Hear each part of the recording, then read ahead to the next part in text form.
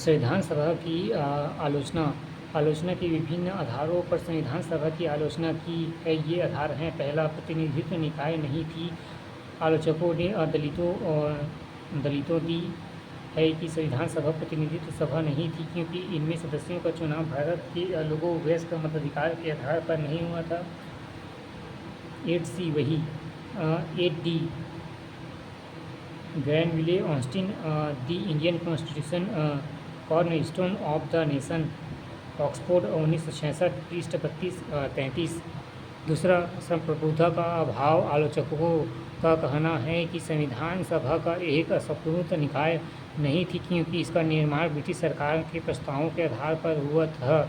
यह भी कहा जाता है कि संविधान सभा अपनी बैठकों से पहले ब्रिटिश सरकार की इजाज़त लेती थी। तीसरा, समय की बर्बादी। आलोचकों के अनुसार संविधान सभा ने इसके निर्माण में ज़रूरत से कहीं ज़्यादा समय ले लिया। उन्होंने कहा कि अमेरिका के संविधान निर्माताओं ने मात्र 4 माह में अपना काम पूरा कर लिया था एवं निराजुद्दीन अहमद संविधान सभा के सदस्य थे ने इनके लिए अपनी अवमानना दर्शाने के लिए प्रारूप समिति हेतु नया नाम गढ़ा। उन्होंने अपने अपहरण समिति ड्रिफ्टिंग कमिटी कहा और अन्य निर्माताओं द्वारा लिया गया समय तालिका 2.7 में ही दिया गया। चौथा, कांग्रेस का प्रभुत्व। आलोचकों का आरोप है कि संविधान सभा ने कांग्रेस का प्रभुत्व था। इस संदर्भ में अमेरिका के संविधान विशेषज्ञ ग्रैनविले ऑस्टिन ने टिप्पणी की, संविधान सभा एक दलीय क्षेत्र एवं एक दलीय निकाय सभा की कांग्रेस और कांग्रेस ही भारत है। 9, पाँचवा, वकीलों और राजनीतिज्ञों का प्रभुत्व। यह भी कहा जाता है कि संविधान सभा में वकील और नेताओं का बोलबाला था। उन्होंने कहा कि समाज के अन्य वर्गों को पर्याप्त प्रतिनिधित्व नहीं मिला। उनके अनुसार संविधान के आकार और उसकी जटिल भाषा के पीछे यह मुख्य कारण था। छठवां, हिंदुओं का प्रभुत्व।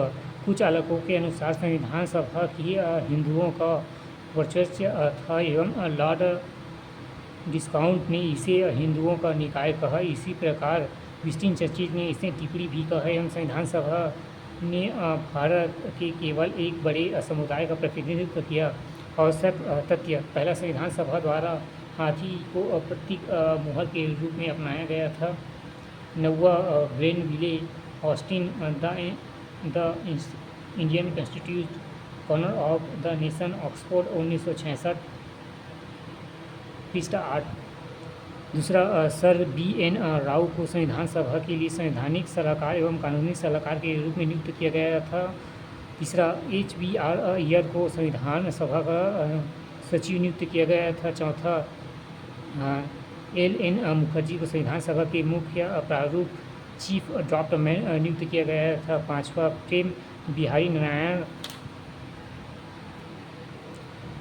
प्रेम बिहारी नारायण रायजादा भारतीय संविधान के प्रमुख सुलेखक कैलिग्राफर थे एवं मूल संविधान के प्रवाह में लेटिक शैली में उनके द्वारा हस्ताक्षरित किया गया था। छठवां, मूल संस्करण एवं सौंदर्यीकरण एवं सजावट शांति निकेतन के कलाकारों ने किया था, जिनमें नंदलाल बोस एवं ब्योहर राम मनोहर सिन्हा शामिल थे।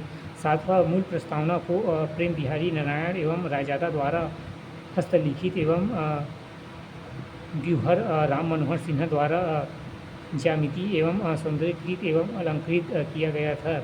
आठवां, मूल संविधान के हिंदी संस्करण का सुलेखन वसंत कृष्ण वैद्य द्वारा किया गया था, जिसमें नंदलाल बोस ने सुंदर ढंग से अलंकृत एवं ज्यामिति किया गया। संविधान का हिंदी पाठ। मूल संविधान में हिंदी भाषा के प्रकृत पाठ के संबंध में कोई प्रावधान नहीं किया गया था। बाद में 58वें संविधान संशोधन अधिनियम 1978 द्वारा इस संबंध में प्रावधान किया गया। इस संशोधन के बाद संविधान के भाग